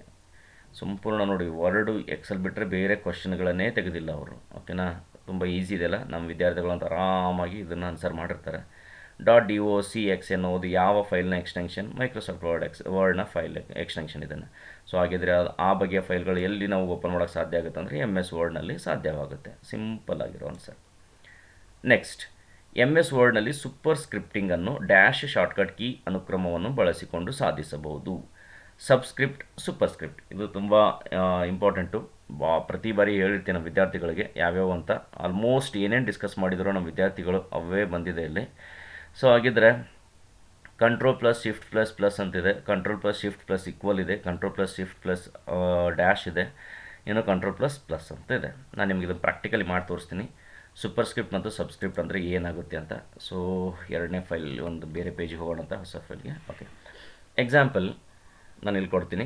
x2 + y2 ಈ ಥರ ಕೊಡ್ತೀನಿ ಸ್ನೇಹಿತರೆ. ಅಂದರೆ ಇದು ನಮಗೆ ಒಂಥರ x² + y² ಥರ ಆಗಬೇಕಾಗಿದೆ ಅಂತ ಇಟ್ಕೊಳ್ಳೋಣ. ಆ್ಯಕ್ಚುಲಿ ನಾವು ಮ್ಯಾಥಮೆಟಿಕಲ್ ಆಪ್ರೇಷನ್ಸ್ ಮಾಡಬೇಕಂತಂದರೆ ಬೇರೆ ಆಪ್ಷನ್ ಇದೆ, ಸುಮ್ಮನೆ ಇದು ನಮ್ಗೆ ಇವಾಗ ಗೊತ್ತಾಗಲಿ ಅನ್ನೋದಕ್ಕೆ. ಇನ್ನು H2O ಅಂತ ಕೊಡ್ತೀನಿ. ಓಕೆ, ಇಲ್ಲಿ 2 ಆಯ್ಕೆ ಮಾಡ್ಕೊಳ್ತೀನಿ, ಹೋಮ್ಗೆ ಹೋಗ್ತೀನಿ. ಇದು ಮೇಲೆ ಬೇಕು, ಸ್ಕ್ವೇರ್ ಅಂದರೆ ಮೇಲೆ ಬೇಕು, ಈ ಥರ ತೋರಿಸ್ದಂಗೆ. ಇದು ಸೂಪರ್ ಸ್ಕ್ರಿಪ್ಟ್ ಅಂತ ಕರಿತೀನಿ. ಇದಕ್ಕೆ Ctrl+Shift++ ಇದೆ. ಓಕೆ, ಇದನ್ನು ಆಯ್ಕೆ ಮಾಡ್ಕೋತೀನಿ. Ctrl+ ಶಾರ್ಟ್ಕಟ್ ಕೀ ಕೂಡ ಮಾಡೋಣ, Ctrl+Shift++ ಆಯಿತಾ? ಓಕೆ, ಸಾರಿ, Ctrl+Shift+ ಆಗಬೇಕು ಅದನ್ನು. Okay, next Ctrl+Shift++. ನೆಕ್ಸ್ಟ್ ಅದೇ ಥರ ಇದನ್ನೇ H2O ಆಗಬೇಕು. ಇದು ಸಬ್ಸ್ಕ್ರಿಪ್ಟ್ ಅಂತ ಕರಿತೀವಿ, ಅಂದರೆ ಕೆಳಗಡೆ ಬರುತ್ತಲ್ಲ ಸಬ್ಸ್ಕ್ರಿಪ್ಟ್ ಅಂತ ಕರಿತೀವಿ. ಅದು Ctrl+= ಅಂತ ಆಗುತ್ತೆ. ಸೊ ಇದಕ್ಕೆ ಸೂಪರ್ ಸ್ಕ್ರಿಪ್ಟ್ ಅಂತ ಕರಿತೀವಿ. ಯಾವುದು ಮೇಲ್ಗಡೆ ಬರೋದಕ್ಕೆಲ್ಲ ಸೂಪರ್ ಸ್ಕ್ರಿಪ್ಟು, ಇನ್ನು ಕೆಳಗಡೆ ಬರೋದಕ್ಕೆಲ್ಲ ಏನಂತಂದರೆ ಸಬ್ಸ್ಕ್ರಿಪ್ಟ್ ಅಂತ ಕರಿತೀವಿ. ಹಾಗಿದ್ರೆ ಇದಕ್ಕೆ ಸರಿಯಾದಂಥ ಉತ್ತರ ನಾವು ಇವಾಗ ನೋಡಿದ್ವಿ. ಯಾವ್ದು ಹೇಳಿ? ಸೂಪರ್ ಸ್ಕ್ರಿಪ್ಟ್ ಅಂತ ಕೇಳಿದ್ದಾರೆ ನಮಗೆ. ಸೂಪರ್ ಸ್ಕ್ರಿಪ್ಟ್ ಏನಿದೆ ಅಂದರೆ Ctrl+Shift++. Ctrl+Shift++. ಎಲ್ಲಿದೆ? ಇಲ್ಲಿದೆ, ಮೊದಲನೆಯ ಆಯ್ಕೆ. ಸೊ ಇದಕ್ಕೆ ಸರಿಯಾದಂಥ ಆಯ್ಕೆ Ctrl+Shift++. ನೆಕ್ಸ್ಟ್, ಇದು ಕೂಡ ಮೈಕ್ರೋಸಾಫ್ಟ್ ವರ್ಡ್ದೆ. ಆಯ್ಕೆ ಮಾಡಲಾದ ಅಕ್ಷರಕ್ಕೆ ಸಬ್ಸ್ಕ್ರಿಪ್ಟ್ ಎಫೆಕ್ಟನ್ನು ಅನ್ವಯಿಸಲು ಶಾರ್ಟ್ಕಟ್ ಕೀ ಯಾವುದು? ಇಲ್ಲೇ ಇದೆ ನೋಡಿ, ಮೇಲೆ ಸೂಪರ್ ಸ್ಕ್ರಿಪ್ಟ್ ಮಾಡಿದ್ವಿ, ಇವಾಗ subscript. Already subscript shortcut key ಕೂಡ ನೀವು ನೋಡಿದ್ರಿ, ಇಲ್ಲಿದೆ ನೋಡಿ. ಸಬ್ಸ್ಕ್ರಿಪ್ಟ್ ಮಾಡಿರುವಂಥದ್ದು ಇಲ್ಲಿದೆಲ್ಲ Ctrl+=. ಸೊ ಈಜಿ ನೋಡಿ, Ctrl+=. ಪೇಪರ್ ತುಂಬ ಈಸಿಯಾಗಿದೆ. ನೆಕ್ಸ್ಟ್, ಆಮೇಲೆ ಮುಂದೆ MS ವರ್ಡ್ ದಾಖಲೆಯಲ್ಲಿ ಸೆಲೆಕ್ಟ್ ಆದ ಟೆಕ್ಸ್ಟ್ ಆಯ್ಕೆಯನ್ನು ಬಳಸಲು ಉಪಯೋಗಿಸುವ ಶಾರ್ಟ್ಕಟ್ ಕೀ. ಸ್ವಲ್ಪ ಅರ್ಥ ಆಗಿಲ್ಲ ಕ್ವಶನ್, ಇಂಗ್ಲೀಷಲ್ಲಿ ನೋಡೋಣ, ದಯವಿಟ್ಟು ಕ್ಷಮಿಸಿ. Which shortcut key is use to select all the text in MS word account? Okay, ಎಲ್ಲವನ್ನು. ಸೊ ಕ್ವಶನ್ ನಂಗೆ ಅರ್ಥ ಆಗಲಿಲ್ಲ ಇಲ್ಲಿ ಕನ್ನಡದಲ್ಲಿ. MS ವರ್ಡ್ ದಾಖಲೆಯಲ್ಲಿ ಸೆಲೆಕ್ಟ್ ಆಲ್ ದ ಟೆಕ್ಸ್ಟ್ ಆಯ್ಕೆಯನ್ನು ಬಳಸಲು ಉಪಯೋಗಿಸುವ ಶಾರ್ಟ್ಕಟ್ ಕೀ ಯಾವುದು? ಇದು ನಮಗೆಲ್ಲರಿಗೂ ಗೊತ್ತಿದೆ. ಸೊ ನಾನು ಆನ್ಸರ್ ಮಾಡೋದೇ ಬೇಡ, ನೀವೇ ಹೇಳ್ತೀರಿ. ಅದನ್ನೇ Ctrl+A, ಆಲ್ ಸೆಲೆಕ್ಟ್. ಇನ್ನು Ctrl+A ಅಂದರೆ ಸೇವ್, Ctrl+L ಅಂದರೆ ಲೆಫ್ಟ್ ಅಲೈನ್ಮೆಂಟ್, Ctrl+V ಅಂದರೆ ಪೇಸ್ಟ್. Okay, done. ಮುಂದೆ ಕಾಲಾವಧಿಯಲ್ಲಿ ಟ್ರೆಂಡ್ಗಳನ್ನು ತೋರಿಸಲು ಎಕ್ಸೆಲ್ನಲ್ಲಿ ಅತ್ಯಂತ ಸೂಕ್ತವಾದ ಚಾರ್ಟ್ ಪ್ರಕಾರವು ಡ್ಯಾಶ್ ಆಗಿದೆ. ಸ್ವಲ್ಪ ಇಂಗ್ಲೀಷ್ ನೋಡೋಣ. The most suitable chart type in Excel for showing trends over a period of time is okay okay okay okay no problem. So ಹಾಗಿದ್ರೆ ಇದಕ್ಕೆ ಯಾವ್ದು ಬರುತ್ತೆ ಅಂತಂದರೆ ಸ್ನೇಹಿತರೆ, ನಾವು ಕಾಲಮ್ನಲ್ಲಿ ಮಾಡ್ಬೋದು, ಬಟ್ ಆ್ಯಕ್ಚುಲಿ ನಾವು ತೊಗೊಳ್ಬೇಕಾಗಿರೋದು ಯಾವುದು ಅಂತಂದರೆ ಲೈನ್ ಅನ್ನುವ ಒಂದು ಚಾರ್ಟನ್ನು ಈಸಿಯಾಗಿ ಮತ್ತು ಟ್ರೆಂಡ್ಲಿ ನಾವು ಇದನ್ನು ತೋರಿಸ್ಬೋದಾಗಿದೆ. ಇದು ಲೈನ್ ಅಂತ ಆಗುತ್ತೆ. MS ಆಫೀಸ್ ಸೂಟ್ನಲ್ಲಿ ಲಭ್ಯವಿರುವ ವಿಶ್ವದ ಅತ್ಯಂತ ವ್ಯಾಪಕವಾಗಿ ಬಳಸಲಾಗುವ ಈ ಸ್ಪ್ರೆಡ್ಶೀಟ್ ಪ್ರೋಗ್ರಾಮ್ ಯಾವುದು? ಓಕೆ, ಸೊ ನಾವು ರೀಸೆಂಟಾಗಿ ನಮ್ಮ ವಿದ್ಯಾರ್ಥಿಗಳಿಗೂ ನಾನು ಹೇಳಿದ್ದೆ, ಬಹಳಷ್ಟು ಜನ ಏನಂತಂದರೆ ಇವಾಗ ಆನ್ಲೈನ್ನಲ್ಲೇನೇ ನಾವು ವರ್ಡ್ ಎಕ್ಸೆಲ್ ಪವರ್ ಪಾಯಿಂಟ್ ಮಾಡ್ತಾ ಇದ್ದಾರಂತ. ಸೊ ಈ ಸ್ಪ್ರೆಡ್ಶೀಟ್ ಅದರಲ್ಲಿ ಯಾವುದಿದೆ ಅಂತಂದರೆ, ಸ್ಪ್ರೆಡ್ಶೀಟ್ ಅಂತ ಗೊತ್ತಾದರೆ ಸಾಕು ಸ್ನೇಹಿತರೆ, ನಮಗೆ ಅಲ್ಲಿ ಇ ಅಂತ ಇರಲಿ ಅಥವಾ ಆಫ್ಲೈನಲ್ಲಾದರೂ ಇರಲಿ. ಓಕೆನಾ? ಸೊ ನಮಗೆ ಸ್ಪ್ರೆಡ್ಶೀಟ್ ಅಂತ ಯಾವ ಒಂದು ಅಪ್ಲಿಕೇಶನ್ ನಾವು ಯೂಸ್ ಮಾಡ್ತೀವಿ ಅಂದರೆ, ವರ್ಡ್ ಅಂದರೆ ವರ್ಡ್ ಪ್ರೊಸೆಸರ್ ಅಂತ ಕರಿತೀವಿ, ಅದನ್ನು ಡಾಕ್ಯುಮೆಂಟ್ ಅಂತ ಮಾತಾಡ್ತೀವಿ. ಇನ್ನು MS ಎಕ್ಸೆಲ್ ಬಂತು ಅಂದರೆ ಅದನ್ನು ಸ್ಪ್ರೆಡ್ಶೀಟ್ ಅಂತ ಕರಿತೀವಿ. MS ಪವರ್ ಪಾಯಿಂಟ್ ಬಂತು ಅಂತಂದರೆ ಅಲ್ಲಿ ಪ್ರೆಸೆಂಟೇಷನ್ ಅಂತ ಮಾತಾಡ್ತಿರ್ತೀವಿ. ಸೊ ಹಾಗಾಗಿ ಇನ್ನು ಇದು MS ಎಕ್ಸೆಸ್ ಅಂದರೆ ಇದು ಡಾಟಾಬೇಸ್ ಬಗ್ಗೆ ಮಾತಾಡ್ತೀವಿ. ಹಾಗಿದ್ರೆ ಅದಕ್ಕೆ ಸರಿಯಾದಂಥ ಉತ್ತರ MS ಎಕ್ಸೆಲ್ ಆಗಿರುತ್ತೆ. ಸೊ ಸ್ವಲ್ಪ ಕ್ವಶನ್ಗಳನ್ನು ಒಂಚೂರು ಎಳೆದ್ಬಿಟ್ಟು ಕನ್ಫ್ಯೂಷನ್ ಆಗಲಿ ಅಂತ ಮಾಡಿದ್ದಾರೆ ಅಷ್ಟೇ, ಬೇರೆ ಏನಿಲ್ಲ. ನೆಕ್ಸ್ಟ್, MS ಎಕ್ಸೆಲ್ನಲ್ಲಿ ಕಾಲಮ್ಗಳ ಗರಿಷ್ಠ ಅಗಲ, ನಾನು ಪ್ರತಿ ಕ್ಲಾಸ್ನಲ್ಲಿ ಹೇಳ್ತಿರ್ತೀನಿ, 255 ಎನ್ನುವ ಒಂದು ನಂಬರ್ ತುಂಬ ಇಂಪಾರ್ಟೆಂಟ್ ಆಗಿದೆ ಅಂತ ಸ್ನೇಹಿತರೆ. ಸೊ ಅದಕ್ಕೆ ಯಾಕಂದರೆ ಇದಕ್ಕೂ ಸಹ ಸರಿಯಾದಂಥ ಉತ್ತರ 255. ಯಾವುದಂದರೆ ಒಂದು ಎಕ್ಸೆಲ್ನಲ್ಲಿನ ಗರಿಷ್ಠ ಅಗಲ ಒಂದು ಕಾಲಮ್ ಎಷ್ಟಿರುತ್ತೆ ಅಂದರೆ 255 ಅಂತ ಕರಿತೀವಿ. ನೆಕ್ಸ್ಟ್, ಕೆಳಗೆ ಪಟ್ಟಿ ಮಾಡಲಾದ ಕಾರ್ಯಗಳಲ್ಲಿ MS ಎಕ್ಸೆಲ್ನಲ್ಲಿ ಸಂಖ್ಯಾಶಾಸ್ತ್ರೀಯ ಕಾರ್ಯವನ್ನು ಗುರುತಿಸಿ. ದಯವಿಟ್ಟು ಕ್ಷಮಿಸಿ, ಇಂಗ್ಲೀಷನ್ನು ನೋಡಬೇಡ. Identify the function which is not statistical function. Okay, statistical function in the MS Excel. Okay, statistical function ಇಲ್ಲ ಅಂತ ಕರಿತಿದ್ದಾರೆ, ಇಲ್ಲ ಅನ್ನೋದನ್ನು ಬೇಕು ನಮಗೆ ಇದರಲ್ಲಿ. Okay okay okay done. So ಹಾಗಿದ್ರೆ ಎವರೇಜ್ ಇದು ಒಂದು ಸ್ಟ್ಯಾಟಿಸ್ಟಿಕಲ್ನಲ್ಲೇ ಲಭ್ಯ ಇರುವಂಥ ಫಂಕ್ಷನ್. ಬೇಡ, ಒಂದು ಸಲ ಎಕ್ಸೆಲ್ ಓಪನ್ ಮಾಡಿ ತೋರಿಸ್ತೀನಿ ನಿಮಗೆ, ಮೈಕ್ರೋಸಾಫ್ಟ್ ಎಕ್ಸೆಲ್. ಓಕೆ, ಇಲ್ಲಿ ಯಾವುದಂತಂದರೆ ಫಾರ್ಮುಲಾಸ್ ಅಂತ ಹೋಗೋಣಂತೆ. ಯಾವ್ಯಾವುದು? ಎವರೇಜ್ ಅಂತಂದರೆ ನಾನಿಲ್ಲಿ ಬರ್ತೀನಿ, ಮೋರ್ ಅಂತ ಸ್ಟ್ಯಾಟಿಸ್ಟಿಕಲ್, ಎಲ್ಲಿ ಎವರೇಜ್ ಸಿಗುತ್ತೆ ಸ್ನೇಹಿತರೆ. ಓಕೆ, ಆಮೇಲೆ VAR, ಇದು ಸಹ ನಮ್ಮ ಸ್ಟ್ಯಾಟಿಸ್ಟಿಕ್ನಲ್ಲಿ ಸಿಗುವಂಥದ್ದೇ VAR. ಆಮೇಲೆ STD, ಇಲ್ಲೇ ಇದೆ ನೋಡಿ ಮೇಲೆ, STDEV ಇದು ಸಹ ಇದೆ. ಆದರೆ SQRT ಸ್ಕ್ವಯರ್ ರೂಟ್ ಇದರಲ್ಲಿ ಸಿಗಲ್ಲ. SQ ಎಲ್ಲಿಯಾದರೂ ಇದೆನಾ? ಓಕೆ, ಇಲ್ಲ, ಸ್ಕ್ವಯರ್ ರೂಟ್ ಇದರಲ್ಲಿ ಇಲ್ಲ. ಹಾಗಿದ್ರೆ ಸ್ಕ್ವಯರ್ ರೂಟ್ ಎಲ್ಲಿ ಬರುತ್ತೆ ಅಂದರೆ ಮ್ಯಾಥ್ ಆ್ಯಂಡ್ ಟ್ರಿಗ್ನಲ್ಲಿ ಬರುತ್ತೆ ಇದು. ಇಲ್ಲಿ ಸ್ಕ್ವಯರ್ ರೂಟ್ ಇಲ್ಲಿದೆ ನೋಡಿ, ಸ್ಕ್ವಯರ್ ರೂಟ್. ಓಕೆನಾ? ಸೊ ಹಾಗಿದ್ರೆ ನಮಗೆ ಎಕ್ಸೆಲ್ನಲ್ಲಿ ಸಿಗದೇ ಇರುವಂಥ ಅಥವಾ ಎಕ್ಸೆಲ್ ಅಲ್ಲ, ರಿಯಲಿ ಸಾರಿ, ಸ್ಟ್ಯಾಟಿಸ್ಟಿಕಲ್ ಸಿಗದೇ ಇರುವಂಥ ಒಂದು ಆಯ್ಕೆ ಅಥವಾ ಫಂಕ್ಷನ್ ಯಾವುದಂದರೆ ಸ್ಕ್ವಯರ್ ರೂಟ್ ಅಂತ ಹೇಳ್ತೀವಿ. ಇದು ಸರಿಯಾದಂಥ ಉತ್ತರ. ನೆಕ್ಸ್ಟ್, ಇಂಟರ್ನೆಟ್ ಯಾರ ಒಡೆತನದಲ್ಲಿದೆ? ತುಂಬ ಬಾರಿ ಡಿಸ್ಕಸ್ ಮಾಡಿವಿ. ಇಂಟರ್ನೆಟ್ನಲ್ಲಿ ಫಸ್ಟ್ ಕ್ಲಾಸ್ ಸ್ಟಾರ್ಟ್ ಆದ ತಕ್ಷಣವೇ ಇದ್ರ ಬಗ್ಗೆನೇ ಮಾತಾಡಿರ್ತೀವಿ ನಾವು. ಓಕೆನಾ? ಇದು ಯಾರ ಒಂದು ಒಡೆತನ ಅಥವಾ ಯಾರ ಆಧೀನದಲ್ಲಿ ಎಲ್ಲಿ ಇಲ್ಲ. ಇದು ಒಂದು ಸ್ವತಂತ್ರವಾದಂಥ ಒಂದು ಪ್ಲ್ಯಾಟ್ಫಾರ್ಮ್ ಇದನ್ನು. ಓಕೆನಾ? IBMದವರು ಒಡೆತನದಲ್ಲೂ ಇಲ್ಲ, ಆ್ಯಪಲ್ದವ್ರದ್ದು ಇಲ್ಲ, ಅಥವಾ US ಸರ್ಕಾರದಲ್ಲೂ ಸಹ ಇದು ಇಲ್ಲ. ಸೊ ಹಾಗಿದ್ರೆ ಮೇಲಿನ ಯಾವುದೂ ಅಲ್ಲ. ಇಂಟರ್ನೆಟ್ ಎನ್ನುವುದು ಯಾರ ಒಂದು ಒಡೆತನದಲ್ಲಿದೆ, ಯಾರ ಒಡೆತನದಲ್ಲೂ ಅದು ಇಲ್ಲ ಸ್ನೇಹಿತರೆ. ನೆಕ್ಸ್ಟ್, ಕೆಳಗಿನವುಗಳಲ್ಲಿ ಯಾವುದು URLನ 4 ಘಟಕಗಳಲ್ಲಿ ಒಂದಲ್ಲ? ಯೂನಿಫಾರ್ಮ್ ರಿಸೋರ್ಸ್ ಲೊಕೇಟರ್ ಅಥವಾ ಲೊಕೇಶನ್ ಅಂತ ಕರಿತೀವಿ. ಅದರಲ್ಲಿನ ಒಂದು ಘಟಕ ಇಲ್ಲ ಅಂತ ಹೇಳ್ತಾರೆ ಅವರು. 4 ಘಟಕಗಳಲ್ಲಿ ಒಂದಲ್ಲ, ಯಾವುದು? ಓಕೆ, ತುಂಬ ಈಸಿ ಇದೆ ಸ್ನೇಹಿತರೆ. ಈಗ URL ಅಂತ ಕರಿತೀವಿ, ಅದರ ಒಂದು ಸಂಬಂಧಪಟ್ಟಂಗೆ ಯಾವ್ಯಾವು ಅಂತಂದರೆ ವೆಬ್ ಪ್ರೋಟೋಕಾಲ್ ಅದಕ್ಕೆ ಸರಿಯಾದಂಥ ಉತ್ತರ. ಬೇಕೇ ಬೇಕು ಅದನ್ನು, ಅಂದರೆ ಘಟಕದಲ್ಲಿ ಅದು ಅಂದರೆ ಆ ಒಂದು ಯೂನಿಟ್ನಲ್ಲಿ ಇರುವಂಥದ್ದೊಂದು. ವೆಬ್ ಸರ್ವರ್ ಹೆಸರು, ಇದು ಇಂಪಾರ್ಟೆಂಟ್. ಯಾವ ಸರ್ವರ್ನಿಂದ ಒಂದು ಮಾಹಿತಿ ಟ್ರಾನ್ಸ್ಫರ್ ಆಗ್ತದೆ ಅಥವಾ ಅಲ್ಲಿಗೆ ಬರ್ತಾ ಇದೆ ಅನ್ನೋದ್ರ ಬಗ್ಗೆ ಮಾಹಿತಿ ಬೇಕು. ಬ್ರೌಸರ್ನ ಹೆಸರು, ಇದನ್ನು ಸ್ವಲ್ಪ ಪಕ್ಕಕ್ಕಿಟ್ಟರೆ ವೆಬ್ ಸರ್ವರ್ನಲ್ಲಿರುವ ಡೈರೆಕ್ಟರಿ ಫೈಲ್ನ ಹೆಸರು, ಇದು ಕೂಡ ತುಂಬ ಇಂಪಾರ್ಟೆಂಟ್. ಅಂದರೆ ಒಂದು ಸರ್ವರ್ನಲ್ಲಿರುವಂಥ ಫೈಲು ಯಾವ ಡೈರೆಕ್ಟರಿ, ಅದು ಯಾವ ಫೋಲ್ಡರ್ನಲ್ಲಿದೆ ಮತ್ತು ಆ ಫೋಲ್ಡರ್ನಲ್ಲಿನ ಯಾವ ಫೈಲ್, ಆ ಫೈಲ್ ಹೆಸರು ಕೂಡ ಇಂಪಾರ್ಟೆಂಟು. ಹೀಗಾಗಿ ಇಲ್ಲಿ ಬ್ರೌಸರ್ ನೀವು ಯಾವ್ದು ಬಳಕೆ ಮಾಡ್ತೀರಾ ಅಂತ ಅನ್ನೋದು ಇಂಪಾರ್ಟೆಂಟ್ ಅಲ್ಲ. ಅಂದರೆ ನೀವು ಇಂಟರ್ನೆಟ್ ಎಕ್ಸ್ಪ್ಲೋರರ್ ಬ್ರೌಸರ್ ಆದರೂ ಯೂಸ್ ಮಾಡ್ಬೋದು, ಗೂಗಲ್ ಕ್ರೋಮ್ ಆದರೂ ಇರ್ಬೋದು, ಮೊಜಿಲಾ ಫೈರ್ಫಾಕ್ಸ್ ಆದರೂ ಇರ್ಬೋದು, ಸಫಾರಿ ಆದರೂ ಇರ್ಬೋದು. ಈ ಯಾವುದಾದ್ರೂ ಬ್ರೌಸರ್ ಯೂಸ್ ಮಾಡಿ, ಆದರೆ ಅದಕ್ಕೆ ಯು ಆರ್ ಎಲ್ಗೆ ಸಂಬಂಧ ಬೀಳೋದಿಲ್ಲ. ಸಂಬಂಧ ಬೀಳೋದು ಯಾವುದಂದರೆ ವೆಬ್ ಪ್ರೋಟೋಕಾಲ್ ಇಂಪಾರ್ಟೆಂಟು, ಸರ್ವರ್ ಹೆಸರು ಇಂಪಾರ್ಟೆಂಟು, ಸರ್ವರ್ನಲ್ಲಿರೋ ಡೈರೆಕ್ಟ್ರಿ ಮತ್ತು ಫೈಲ್ನ ಹೆಸರು ಅದು ಇಂಪಾರ್ಟೆಂಟ್. ಹಾಗಿದ್ರೆ ಅದಕ್ಕೆ ಬ್ರೌಸರ್ ಅಷ್ಟು ಇಂಪಾರ್ಟೆಂಟ್ ಅಲ್ವೇ ಅಲ್ಲ. ನೆಕ್ಸ್ಟ್, ಕಡಿಮೆ ದೋಷ ದರವನ್ನು ಹೊಂದಿರುವ ನೆಟ್ವರ್ಕ್ ಯಾವುದು? Local area network, metropolitan area network, wide area network ಅಂತ ಕೇಳ್ತಾರೆ. ಲೋಕಲ್ ಏರಿಯಾ ನೆಟ್ವರ್ಕ್ ಅಂದರೆ ಆಲ್ರೆಡಿ ನಮ್ಗೆ ಗೊತ್ತಿದೆ, ಒಂದು ಬಿಲ್ಡಿಂಗು ಅಥವಾ ಒಂದು ಕಟ್ಟಡದಲ್ಲಿ ನಾವು ನಿರ್ಮಿಸಿರುವಂಥ ನೆಟ್ವರ್ಕ್ಗೆ ನಾವು ಲೋಕಲ್ ಏರಿಯಾ ನೆಟ್ವರ್ಕ್ ಅಂತ ಕರಿತೀವಿ.